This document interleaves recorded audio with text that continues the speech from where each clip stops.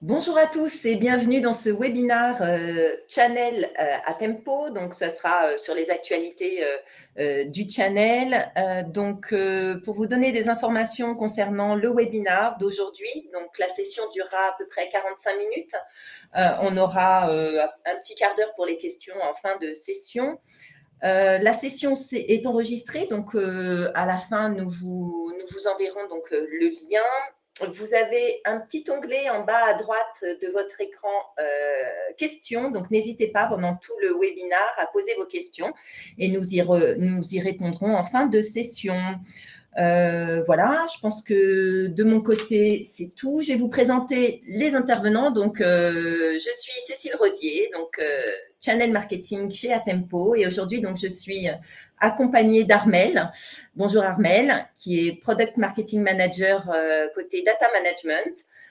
On aura Geoffrey également. Bonjour Geoffrey, qui est Product Marketing Manager côté Data Protection. Et puis Sylvain. Bonjour Sylvain, qui est Channel Manager et qui va de ce pas prendre le pas. Merci Bonne Cécile. présentation à tous. Bonjour tout le monde. Alors, ce que l'on va faire, on va regarder l'agenda. Par contre, j'arrive pas à passer les slides. Si, c'est parfait. On va faire un petit peu, on va revenir un petit peu sur ce qui s'est passé chez Atempo depuis le dernier trimestre. Et puis, nous allons découvrir quelques nouveautés sur la data protection et sur le data management. Les sujets seront faits par Geoffrey et par Armel. Côté équipe, donc les équipes d'Atempo se sont renforcées ce dernier trimestre. On a eu l'arrivée d'un certain nombre de personnes, que ce soit des commerciaux, des chargés d'affaires ou des ingénieurs en vente. En l'occurrence, comme TAM, nous avons Nicolas Douet qui est maintenant en charge de la région Ouest, basée à Nantes. Sabrina qui est venue renforcer l'équipe de l'Est et qui est basée à Nancy. Safa qui est venue renforcer la région parisienne et Linda qui est venue renforcer la région toulousaine. Et comme avant-vente, nous avons Thomas Carlini qui nous a rejoint maintenant il y a 2-3 mois et qui est en charge plus spécifiquement des MSP, mais qui couvre également un ensemble d'offres chez nous. Toujours nos équipes régionales hein, que vous connaissez et que vous pouvez retrouver dans les différentes régions. Pour rappel, hein, nous sommes présents à Vannes, à Toulouse, à Aix, à Nantes, Marseille, à Lyon, à Nancy et normalement bientôt sur la région lilloise, avec une arrivée prochaine dans cette région. Alors à Tempo, on travaille beaucoup en partenariat avec des partenaires technologiques. Hein. Ces partenaires technologiques, vous allez les retrouver sur le slide.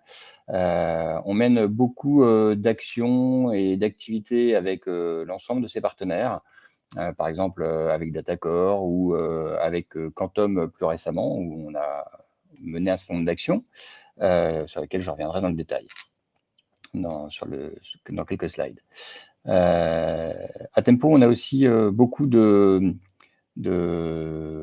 enfin, on est une société reconnue, on fait partie de la France Cyber Security, on est utilisé par les armées françaises sur nos différentes technologies. Les 3 solutions sont utilisées par les armées françaises. On reçoit régulièrement des awards et des récompenses qui sont affichées sur le slide. On est également très engagé et notre patron Luc Dursault est vice-président d'Exatrust, hein, donc on fait partie de cette mouvance des entreprises françaises dans la cybersécurité. On fait partie d'un certain nombre de dispositifs comme le dispositif cybermalveillance et on participe à des salons ou à des événements comme Terratech, hein, qui est un salon dans le domaine du HPC, et on est également au catalogue de la DINOM et on fait partie de la GINOM. Pour revenir un petit peu sur les différents événements que l'on... Oui, pardon. Donc oui, dans les choses importantes sur la partie cybersécurité, hein, on est France Cyber Security label 2023, donc on est dans cette mouvance-là. Donc on fait pas mal d'événements avec eux en ce moment. On fait un tour de France avec eux. Et puis, cette semaine a lieu une remise de trophées qui sont les Cadors dans l'Est et on est sélectionné pour recevoir un trophée. Ce sera donc ce jeudi. Quelques activités que là on a fait ces derniers temps. Donc on a fait beaucoup d'activités avec les partenaires. Donc on a participé avec des partenaires dans l'Est, avec Acesi. On a fait un événement avec eux sur des clients finaux. On a fait un événement avec Datacore la semaine dernière où on a fait pot commun avec eux sur les partenaires. On a présenté nos solutions communes dans le cadre d'un atelier très sympathique autour d'un atelier cuisine. Donc, on a allié l'utile à l'agréable, c'est très sympathique. Avec Quantum, on a fait différentes choses, différents événements. On a participé avec eux la semaine dernière à leur session européenne qui s'appelle Quantum Elevate, qui avait lieu à Prague, où on a rencontré les différents partenaires européens. Et avec les équipes locales françaises, on s'attache à rencontrer nos partenaires communs et à montrer la valeur que peuvent avoir nos solutions, Quantum plus Atempo. Et juste pour rappel, Quantum revend nos solutions dans le cadre d'un bundle, donc assure à la fois la livraison de nos solutions communes dans le cadre de ce bundle, et on effectue le support et la promotion. Et la semaine dernière, nous avons bien évidemment participé à l'IT Partner dans le cadre sur le stand de nos différents distributeurs. Donc c'était un événement qui a réuni énormément de partenaires et qui était très intéressant. Alors ça ne s'arrête pas là, on continue. Dès le 5 et le 7 avril, on est au FIC, qui aura lieu à Lille, où on sera avec Exatrust, dans le pavillon Exatrust, présent pour participer à cet événement de cybersécurité qui est très important. Et on participe également au salon ISC qui a lieu à Hambourg au mois de mai. Donc ça, c'est pour les différentes activités. Il y a d'autres choses qui seront faites. Et on vous tiendra bien évidemment informé des différents événements que nous allons mettre en place. Je vais maintenant passer la parole à Geoffrey pour la partie solutions. Merci Sylvain. Bonjour à tous. Donc, je vais vous parler des dernières nouveautés chez Atempo. Donc, vous le savez, la data protection, c'est 3 solutions chez Atempo. La sauvegarde de poste avec Lina, la sauvegarde plutôt infra et application avec Tina, et une offre SMB avec Continuity. Je vais revenir un petit peu sur les dernières nouveautés d'abord côté Lina, avec une version 6.0 qui est sortie en janvier dernier, donc qui est disponible. Rapidement, puisqu'on a déjà eu l'occasion de faire des webinars, sur les fonctionnalités, on a présenté la solution avec ma collègue Sylvie. Mais ce qu'il faut retenir, c'est qu'on a vraiment une volonté d'orienter la solution pour simplifier les déploiements, que ce soit sur des larges flottes de postes de travail ou via des MSP qui gèrent beaucoup de clients. Et donc, on a mis en place la fonctionnalité multi-serveur qui va permettre de piloter et de déployer la solution depuis un point d'entrée unique. Donc, ça va vraiment simplifier la vie de l'administrateur. Pareil pour les MSP, on peut vraiment piloter son environnement Lina depuis un point d'entrée et configurer que ce soit les stratégies, les politiques de sauvegarde ou les déploiements beaucoup plus simplement. On a revu également dans cette version 6, il y a toute la partie plutôt, j'allais dire, design qui était également remis au goût du jour avec, je ne vais pas rentrer dans les détails, mais pas mal de nouveaux éléments graphiques, de nouvelles fonctionnalités au côté dashboard pour avoir des remontées d'informations plus rapidement, plus simplement. Et également un côté performance Linux, on a mis à jour le backup en continu des machines Linux. Voilà, ce qui va permettre à la solution d'être encore plus performante pour la sauvegarde d'environnement Linux. Voilà, je passe assez vite, mais voilà, vous pouvez, j'ai mis le lien dans la slide si vous voulez revoir plus précisément l'entièreté des fonctionnalités de cette version 6. Version 6 qui va être mise à jour en 6.1 dans quelques semaines, quelques mois, avec l'INA 6.1. Et là, on va aller un peu plus loin. Donc, le multiserveur qui est aujourd'hui disponible uniquement sur les nouvelles installs va être lui rendu possible en mise à jour des précédentes versions vers cette 6.1. Donc, si vous avez concrètement déjà une solution Lina en version 5, vous pourrez mettre à jour vers la 6.1 et vous passerez même, si vous étiez en monoserveur, vous pouvez mettre à jour vers Lina 6.1 et activer le mode multiserveur. Ça va être une des fonctionnalités principales. Également pas mal de nouveautés côté restauration. Avec on va pouvoir remonter de l'information. Les admins vont pouvoir récupérer des informations sur les restaurations qui sont effectuées par les utilisateurs, le type de resto, les volumes, les fichiers restaurés, faire un petit peu avoir de data de ce côté du côté de la restauration. Une autre fonctionnalité hyper intéressante, ça va être la détection des anomalies de backup. Aujourd'hui, on a Lina sauvegarde en continu. On a des volumétries plus ou moins importantes, mais il manquait cette petite alerte. Et aujourd'hui, ça peut être le cas, notamment dans le cas d'une attaque type ransomware, avec des fichiers qui sont cryptoloqués et donc qui font par définition augmenter les volumes de backup. On va pouvoir créer des alertes dès qu'on détecte d'un jour sur l'autre ou d'une semaine à l'autre des anomalies vraiment sur les volumes de backup. On peut notifier l'administrateur et avoir comme ça un pouvoir d'arrêter plus en amont les attaques. Donc cette version 6.1, elle arrivera en juin, courant juin 2023. On aura l'occasion de vous la représenter puisqu'on est en train de préparer des webinaires de lancement. Je reviendrai plus en détail dans l'entièreté des fonctionnalités dans les semaines qui arrivent. Donc voilà pour la sauvegarde de poste. On va passer côté TINA. TINA, donc la sauvegarde plutôt côté application et infrastructure. Donc, on a pareil, une version 4.7.1 qui est arrivée en début d'année, qui est disponible. Elle était axée autour de 3 piliers qui sont la sécurité, avec le renforcement des politiques de mots de passe. Donc, on a mis en place une toute nouvelle politique de mots de passe qu'on peut venir configurer, piloter, et qui est vraiment plus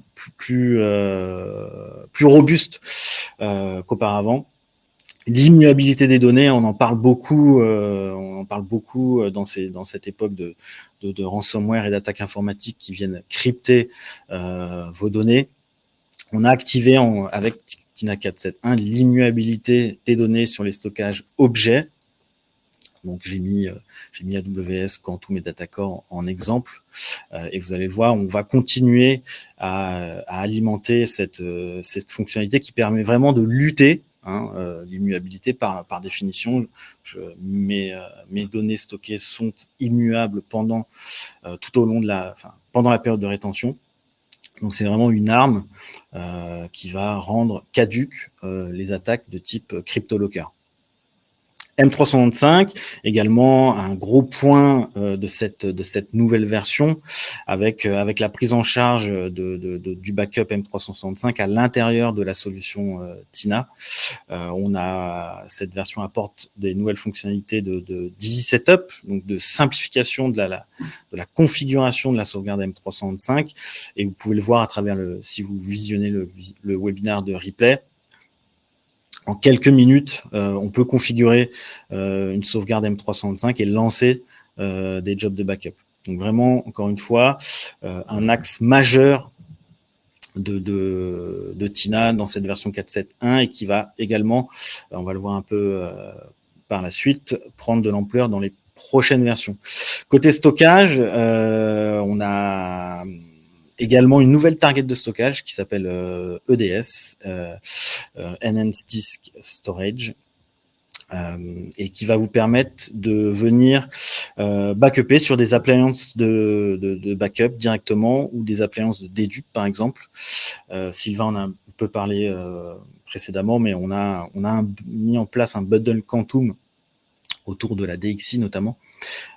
Et donc, Tina permet, grâce à ce nouveau type de stockage, de venir prendre en compte plus simplement et de venir intégrer plus simplement des appliances de backup ou de déduplication directement, type DXi, dès lors que vous avez cette version 4.7.1 et ça sera encore amélioré en version 4.8.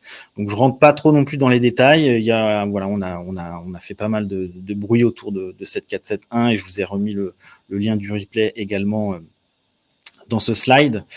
Et donc j'enchaîne sur la prochaine version de Tina qui sera donc la 4.8 qui arrivera également courant juin 2023.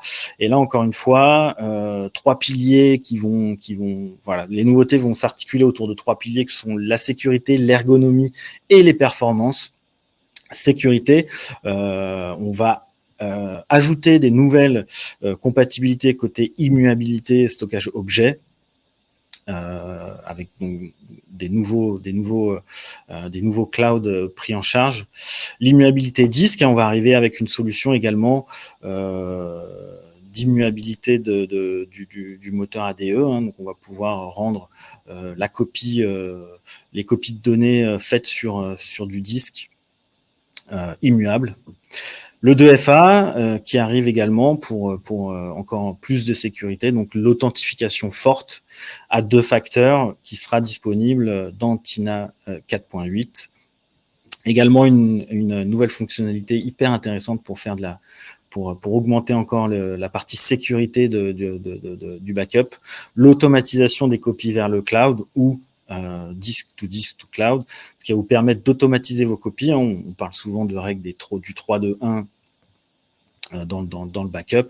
Donc 3 copies de sauvegarde sur deux médias différents et une copie off-site ou immuable. Là, en l'occurrence, Tina 4.8 va vous permettre d'automatiser vos sauvegardes et d'envoyer une copie vers un stockage objet type cloud S3. L'ergonomie, la partie web UI de Tina, sur les 3 dernières versions, c'est grandement amélioré et on continue à peaufiner, à épurer et à rendre l'usage de Tina le plus simple possible. Voilà, je sais que les équipes UI travaillent beaucoup autour de la simplification de l'usage de la solution, essayer de voilà aussi beaucoup d'UX qui est mis en place pour simplifier, pour rendre accessibles les fonctionnalités plus rapidement, plus simplement. Donc là, Tina 4.8 encore, il ira un peu plus loin et j'aurai l'occasion de vous représenter toutes ces nouvelles fonctionnalités également sur un prochain webinaire. Nouveau dashboard, nouveau reporting aussi également qui vont être introduits en Tina 4.8. Je détaillerai plus en détail très prochainement.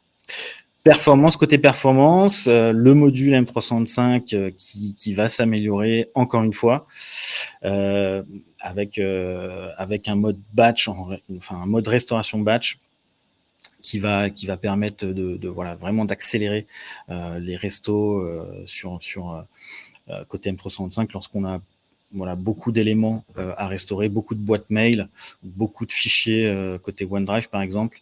C'est un mode qui va permettre vraiment d'accélérer la restauration.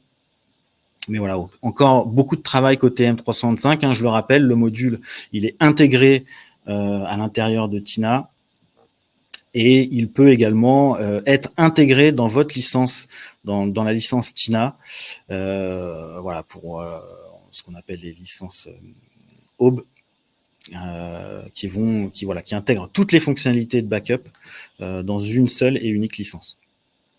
Compat, on va passer la compatibilité Linux 9, donc toutes les versions Linux 9 seront compatibles avec Tina 4.8 et pour finir la prise en charge côté M365 de OneNote.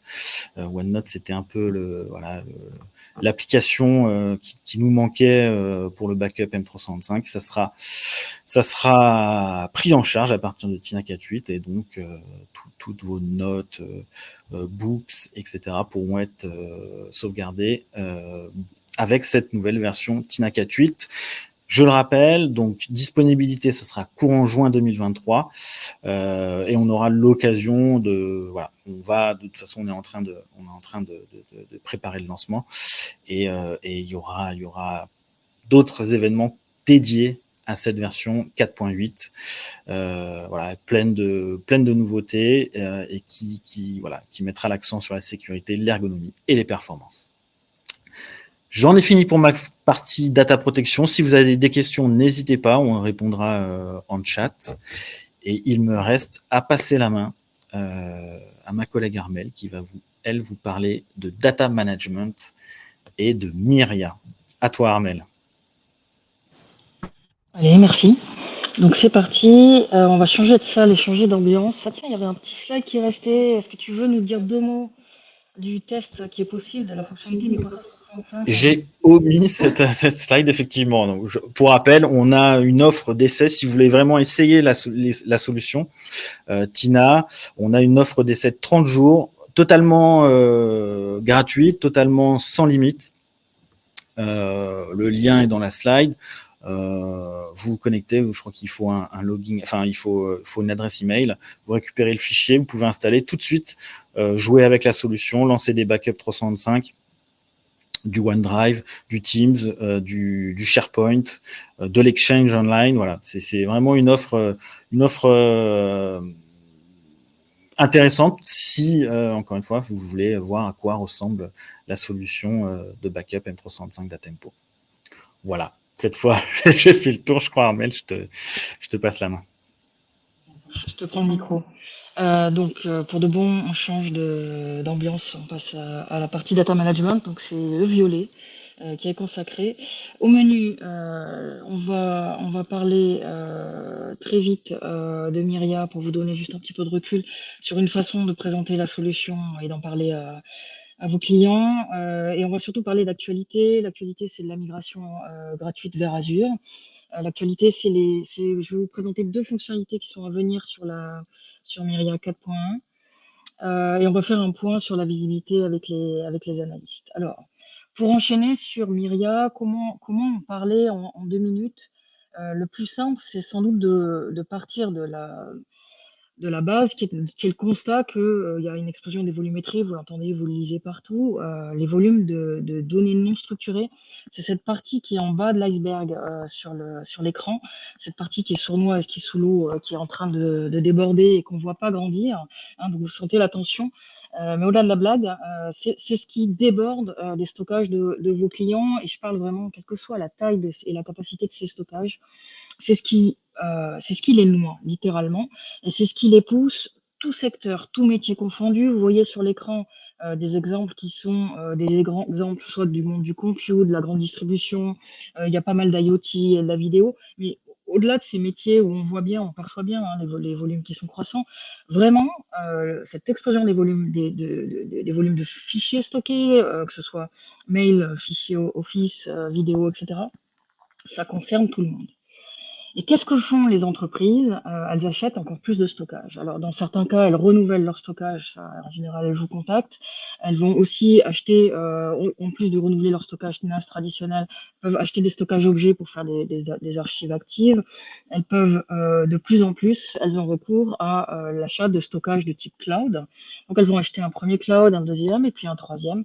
Et elles se retrouvent à la tête d'un environnement qui est assez disparate et qui est vraiment hybride au sens de technologie, qui est hybride au sens des méthodes de déploiement, et qu'elles doivent gérer au mieux, avec comme première conséquence une explosion des coûts, parce que qui dit beaucoup de données à stocker, dit explosion des volumes et des coûts associés, et des besoins de rationaliser, de comprendre ce qui se passe. Et donc, explosion des coûts, explosion des volumes, explosion, voilà. Comment on fait, par quel bout on attrape le problème? C'est vraiment là que Myria va venir apporter des solutions.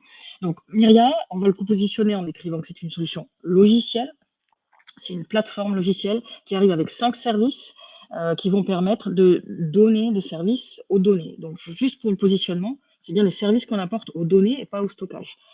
L'utilisateur va voir ces données sur tous ces stockages et il va, notamment grâce à l'analytique, pouvoir prendre des décisions, pouvoir rationaliser le placement de ces données, pouvoir les relocaliser, donc 5 modules, analytique, sauvegarde, migration, archivage, mobilité, donc déplacement à la demande par exemple pour les utilisateurs ou synchronisation.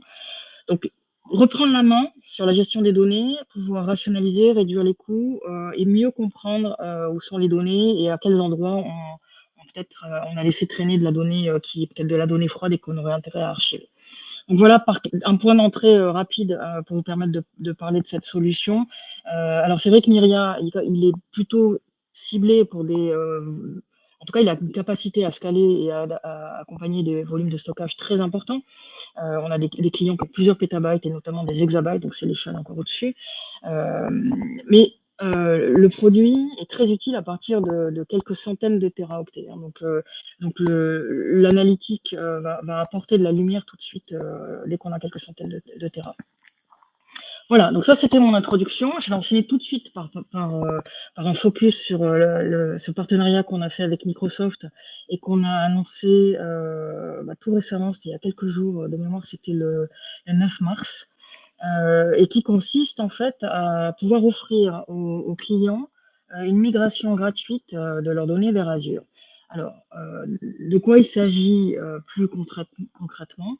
La licence Myria Migration est payée par Microsoft Azure, donc elle est offerte aux clients qui vont pouvoir ainsi procéder à une auto-migration. C'est eux qui vont déplacer leurs données vers leur stockage Azure. Ça va être l'occasion pour vous, partenaires, de proposer, en tout cas de faire savoir que cette offre est disponible, de pouvoir proposer peut-être un accompagnement, hein, puisque j'ai bien parlé d'auto-migration.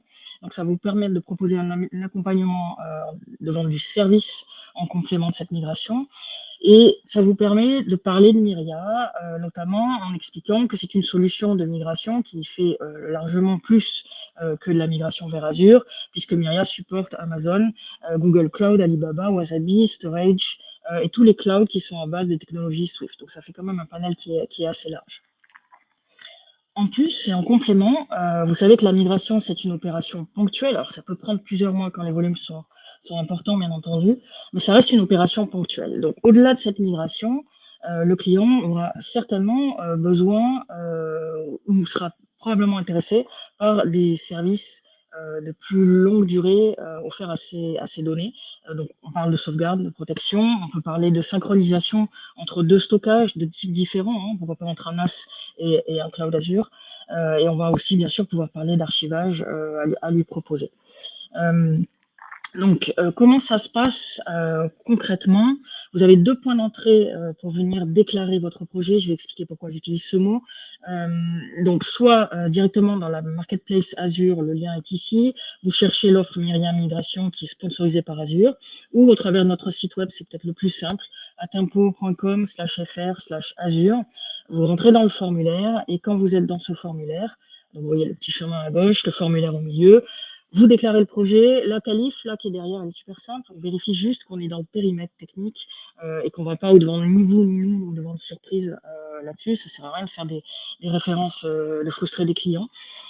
Et quand le projet est validé, le client obtient une licence gratuite qui lui donne accès à une session d'onboarding, qui est une visioconférence avec quelqu'un dans nos équipes, des accès à des vidéos YouTube qu'on est en train de terminer, qui le guident dans ce processus de mise en place et de configuration step by step, un guide de mise en route, un Getting Started Guide, et 2 appels au support en cas de besoin. Tout ça, c'est ce périmètre-là, qui est le périmètre de l'automigration, pour lequel le client est autonome, tout seul, et va procéder étape par étape en suivant le guide de mise en place, hein, qui est assez bien fait et qui lui décrit comment mettre en place son étape par étape. En complément, vous pouvez proposer du service et de l'accompagner s'il en exprime le besoin. Et si vous avez besoin de plus d'infos sur comment mettre en place cette offre, n'hésitez pas à nous contacter. On a des gens pour vous accompagner ou vous former ou vous aider à dimensionner ça.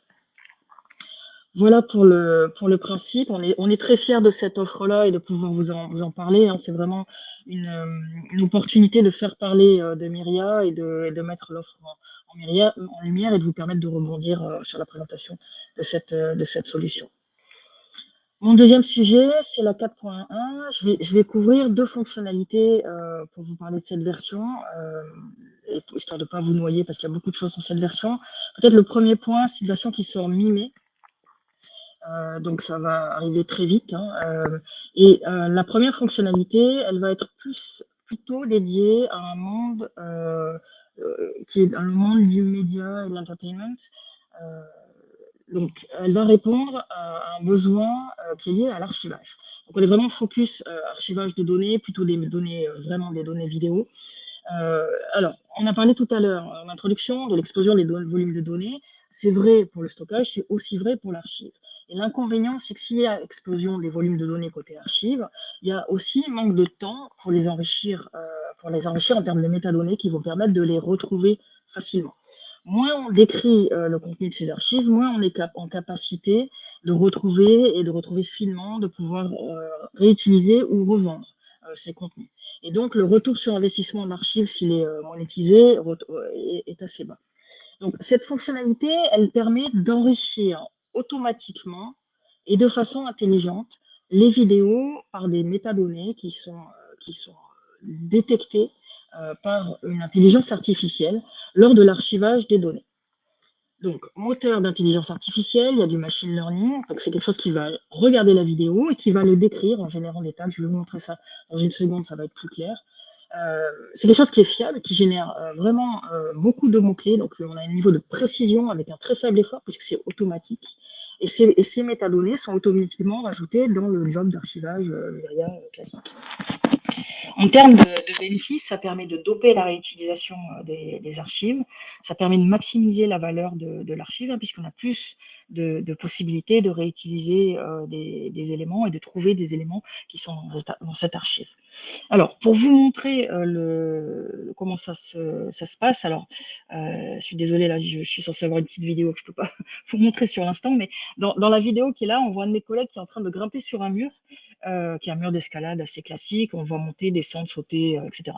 Et tout au cours de cette vidéo-là, on voit les différents mots-clés qui apparaissent et qui vont décrire, il y a un homme, c'est un adulte, il est sur un mur, il y a du bleu, il est en train de grimper, et voilà, tous ces éléments-là se génère automatiquement. On voit qu'il y a un petit chiffre derrière qui a le niveau de précision qui correspond à la précision effectivement estimée par l'automatisme par rapport à ce qu'il a détecté. Et on peut, quand on paramètre, décider à quel niveau de précision on accepte d'enrichir automatiquement avec les mots-clés. Tous ces mots-clés sont ajoutés dans le job et on va pouvoir retrouver, par exemple, toutes les vidéos qui décrivent un sport extrême et on va avoir le choix de tous les différents sports extrêmes, dont ce mur bleu où on voit mon collègue en train de faire de l'escalade. Juste une précision, ça utilise un GPU NVIDIA. Donc j'en parle là, vous le voyez à l'écran. Donc il y a bien un déploiement spécifique de cette intelligence artificielle à prévoir. On en reparlera, on aura l'occasion d'en reparler ensemble. Là, c'était vraiment pour moi l'occasion de vous faire du teasing et de vous en parler. Si vous êtes intéressé, on peut faire des dives là-dessus et d'en reparler. Très bonne question, Marc, en ligne. Ça ne sera pas une option au sens payante. Ça sera ajouté au produit, ça sera onboardé dans le produit Myria d'archivage nativement. Ouais, c'est une bonne nouvelle par rapport à l'attractivité de l'offre. Et c'est d'autant plus une bonne nouvelle que c'est vraiment quelque chose qui fait grandir l'archive pour les clients, qui la rend de plus en plus utile. Et donc, on a fortement intérêt à rajouter plus de choses dans l'archive puisqu'on en retrouve plus de choses, plus de bénéfices. Et ça le rend aussi, pour employer un anglicisme de plus, je suis pas un prêt, ça rend aussi l'archivage beaucoup plus sticky, hein, puisqu'on est vraiment plus dans le cœur du business, du métier du client. Voilà. Donc, ceux qui sont intéressés, n'hésitez pas à faire signe, soit à moi directement pour ceux qui me connaissent, soit au travers de Cécile et Sylvain. On organisera des sessions, on aura l'occasion d'en reparler plein de fois. Pour l'instant, je ne suis pas encore en capacité de vous montrer le produit, mais ça va arriver très vite. on a beaucoup d'attentes et beaucoup de réactions très intéressées de clients et de partenaires. Je vous ai mis là 2 profils, alors 2 parmi plusieurs qui sont possibles, mais 2 qui sont assez intéressants parce qu'ils sont représentatifs. Donc les gens qui ont une partie de leur métier qui est liée à la monétisation d'une archive. Donc ça va être soit une archive, soit un musée. Donc pour eux, il y a un retour sur investissement qui est directement lié à la capacité à retrouver des séquences vidéo et à pouvoir les monétiser. Donc là, le retour sur investissement, il se voit très vite. Vous allez voir dans leurs yeux, ça va s'allumer tout de suite. Et après, on a le profil classique, la société de post-production ou de production, où l'intérêt pour eux, c'est qu'ils archivent tout ce qu'ils produisent régulièrement pour pouvoir remonter des trailers, des bandes annonces et ce genre de choses, ou pour pouvoir remettre en chantier la version 2, l'épisode suivant. Et donc là, dans mon petit clin d'œil, c'est Mickey, on voit les différentes évolutions dans le temps, mais on peut retrouver quelque chose qui a déjà été utilisé, qui a été produit, pour s'en servir, pour faire un petit extrait et plutôt que de retourner en studio et de redépenser des millions pour produire quelque chose. Peut-être un dernier point là-dessus, peut-être ne vous limitez pas au domaine du MNI, c'est sûr qu'il y a un besoin évident et un intérêt évident côté MNI. Néanmoins, des vidéos archivées, il y en a partout, de plus en plus partout, dans tous les métiers. Sondez un petit peu autour de vous, et je pense notamment à l'industrie. Voyez si ça éveille des intérêts et on en parle, d'accord ? Voilà, donc c'est tout ce que j'ai à dire pour cet enrichissement automatique et intelligent des vidéos. Ma deuxième fonctionnalité, je vais vous parler, on va changer de monde, on va changer d'environnement, on va parler backup, on va parler migration.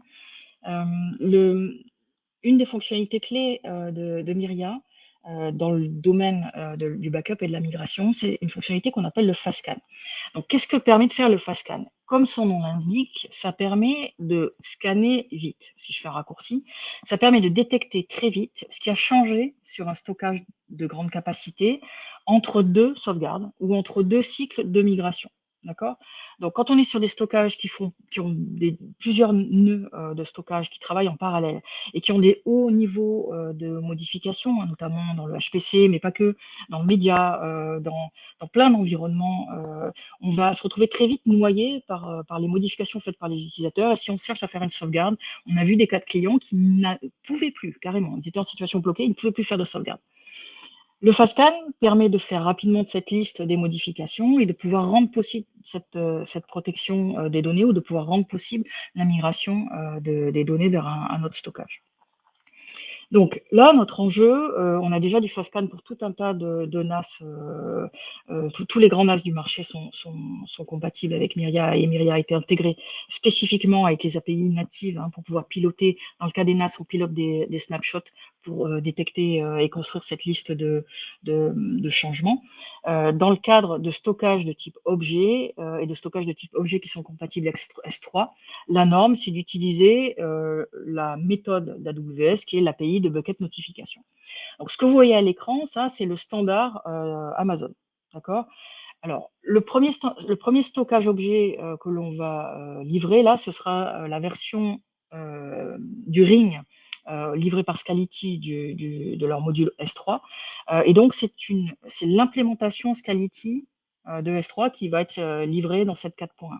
D'accord ? Donc, on va s'intégrer avec l'équivalent de la bucket notification chez Scality, puisque chaque éditeur de stockage compatible S3 implémente cette bucket notification à sa sauce en fonction de la façon dont il a créé son stockage dans la couche interne. Alors, pourquoi je prends autant de précautions ? Je vais vous le dire cash, c'est que cette version de FastScan pour le Scality S3, elle va marcher 100%, elle aura été validée à 100% pour le Ring S3, elle ne sera pas compatible telle qu'elle avec Amazon S3. Ça va venir dans une évolution suivante. Voilà.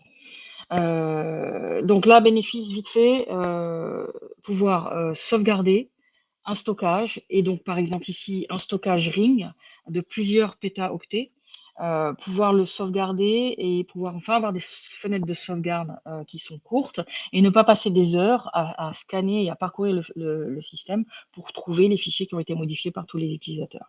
On a quelques clients qui sont dans l'attente de plusieurs pétaoctets, qui sont dans l'attente de ce genre de solution pour sécuriser leur ring. Donc, je pense qu'il va y avoir des intéressés et des gens qui peuvent être intéressés de votre côté aussi. J'en ai fini pour les évolutions côté fonctionnalité. Pour la démo, Marc, j'ai vu ta question. J'attends. Là, je pense que c'est une question de quelques semaines pour être capable de le faire sur la version alpha, voire bêta. Et je pense qu'on devrait être capable d'avoir une vidéo vraiment d'ici peu de temps, à nouveau en semaine. Donc, parlons rapidement, avant de rendre la main à Sylvain et à Cécile, de la visibilité de Myria côté analyste. Fin d'année dernière, on avait fait beaucoup de travail côté Gartner pour continuer à rendre Myria visible dans les documents qu'il publie. Donc, le travail est toujours en cours. Hein. C'est jamais facile avec Gartner en tant qu'éditeur français d'être visible dans leurs documents.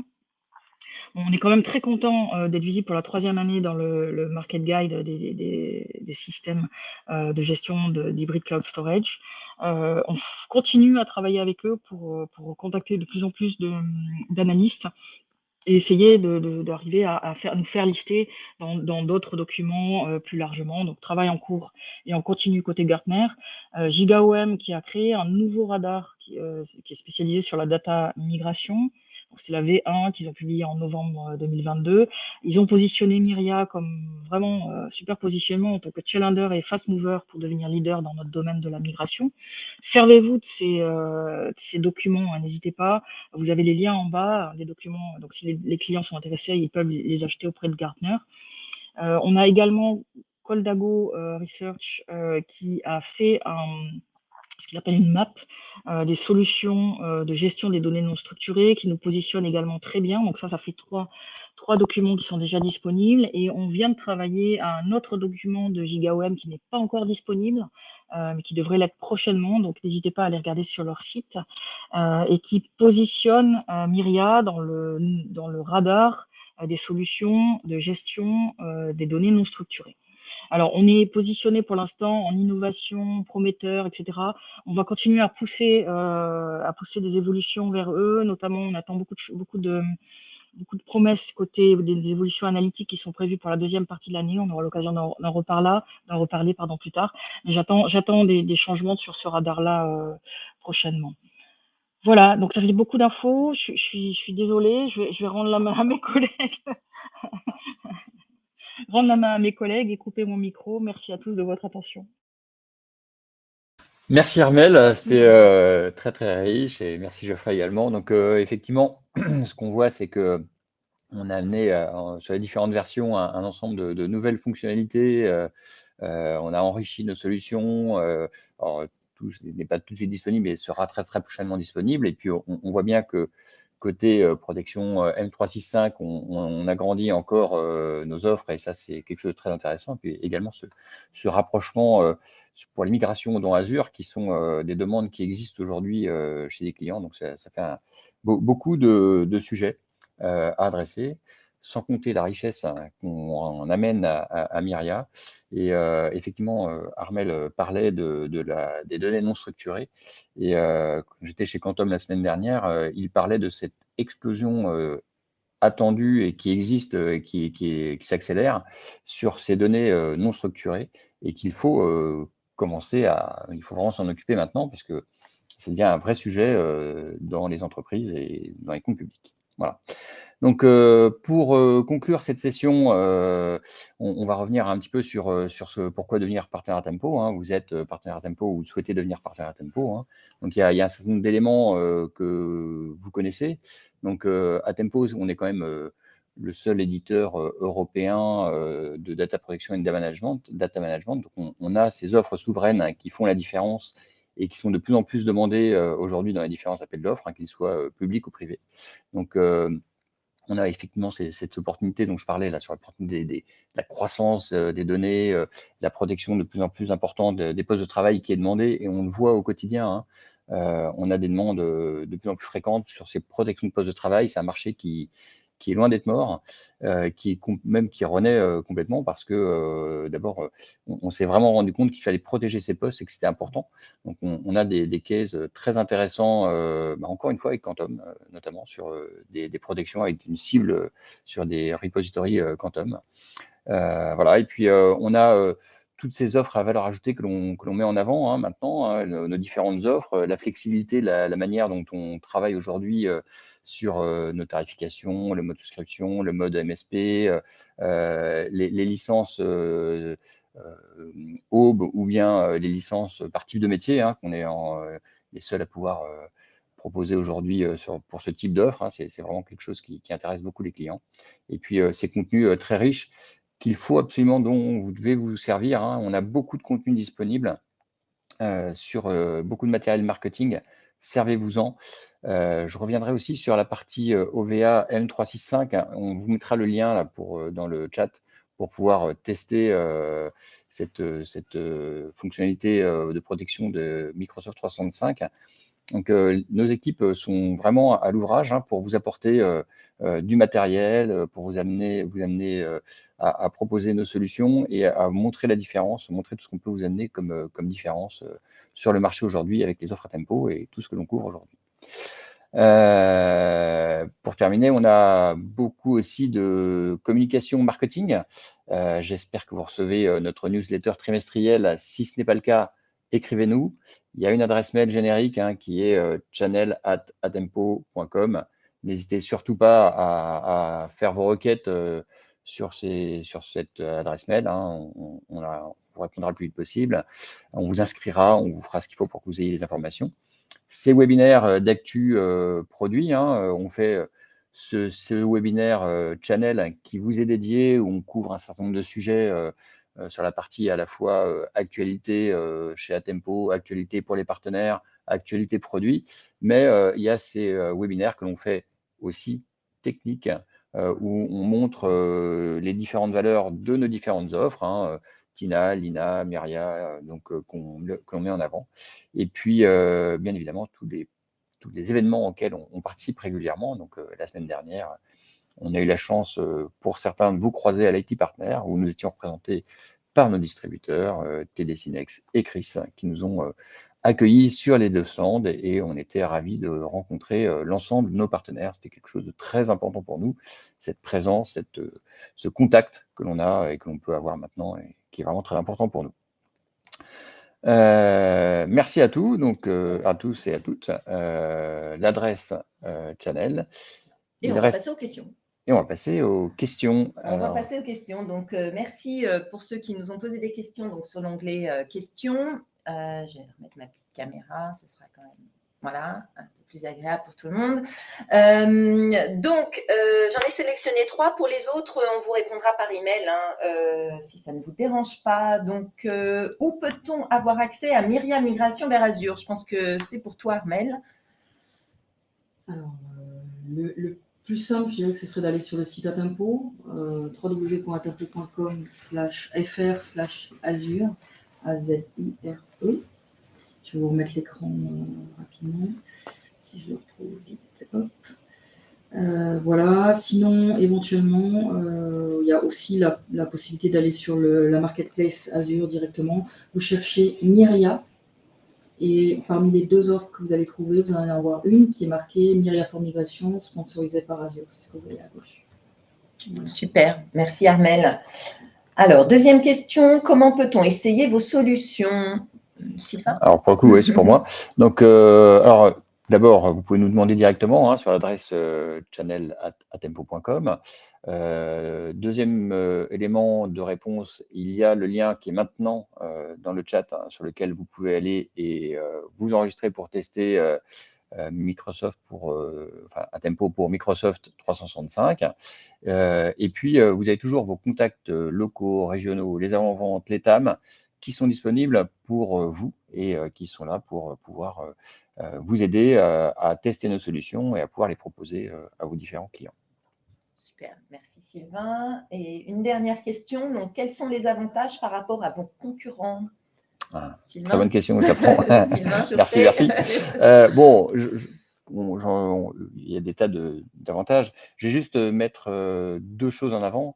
Un, le fait qu'effectivement, nous sommes une société européenne, qu'on est français, Cocorico, on fait du support en français et que de fait, on a cette solution qui sont que l'on peut vous offrir en termes de prix par type de métier et qui est vraiment unique et qui plaît beaucoup d'ailleurs, j'en ai déjà parlé, hein, qui plaît beaucoup à nos clients et partenaires.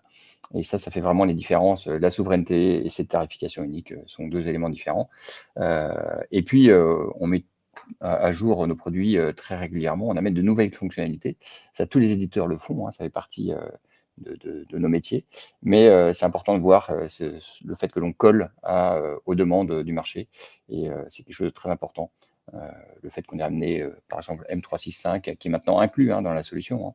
Donc, il n'y a qu'un seul produit à acheter, il n'y en a pas plusieurs. Et ça, c'est une vraie différence aussi.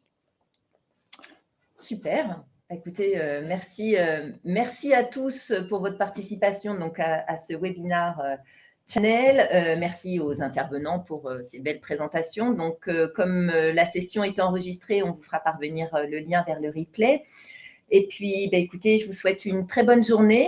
Et puis, on se dit à bientôt pour de nouvelles nouveautés. À bientôt. Bonne journée. Au revoir. À très bientôt. Au revoir. Au revoir.